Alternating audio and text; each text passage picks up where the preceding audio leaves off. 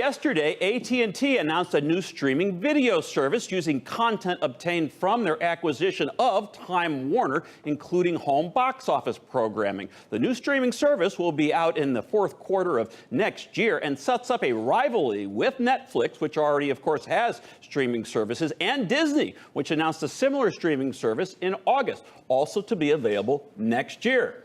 And here to talk media and more is our friend and veteran media consultant. Those are the big picture right here on RT America, Holland Cooke. Welcome, Holland. You bet. Is this media merger madness, are things always going to get better? Is that what we should just expect? Is it inevitable? Bigger is inevitable because in olden times, we got our video and our audio from broadcast stations over the air, which had a limited geographic footprint. Back to the future, we get this stuff on the internet, and it is a World Wide Web. We know ABC, NBC, CBS. Americans know that. But unless you watch Boom Bust, you might not know about Sky News, for example, which is huge in the UK and the EU. Is this bigger that you're talking about, Holland? Is it going to get to a place where we all sort of know the players around the world, but perhaps by a different name? Maybe not the pipe itself, but the content was always over the borders. Dallas was a huge hit worldwide decades ago, and you go on YouTube and hear them say, "Who shot JR" in Japanese? And Secret Agent Man was on TV in the UK before he was on here in the 60s.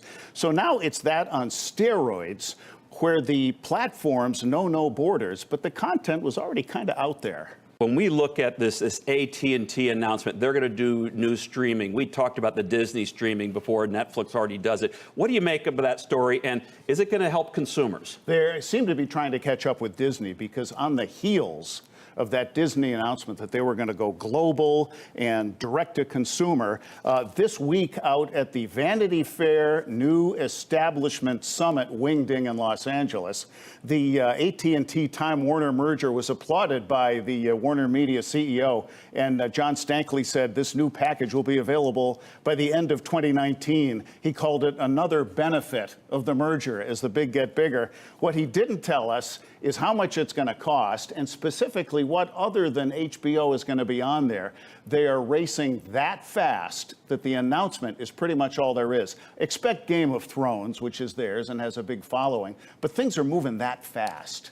You know, it's so amazing because I thought, why are they announcing now that they're doing this like in the fourth quarter of next year? But I think you've got to be right. It's because Disney already did it. Yep. Exactly. And while we have you here, before we go, I mean, you've spent, a career in advertising-based media. What do you make of this story about Newsweek, the iconic magazine, supposedly fabricated their credit reports in order to get $10 million in loan, the Manhattan district attorney alleging that and taking them to court. What do you make of it? Think of the name Newsweek and go back to when all the people who worked there looked like Don Draper, and by Friday they had to write something that would still seem like news on Monday, and then you kill a bunch of trees and you roll the press and guys throw bales of magazines on trucks and drive them around to newsstands. Seems like the Flintstones now. Sadly, all these phony baloney numbers may just be the dance of death because the concept is obsolete. Holland Cooke, host of The Big Picture right here on RT America. New show. Fridays. Every Friday. Live at 1:30 and again at 7 and 10:30 Eastern. We won't miss it. Don't miss it, guys. It's always great. Thank you, Holland. Go Sox. Yes, absolutely.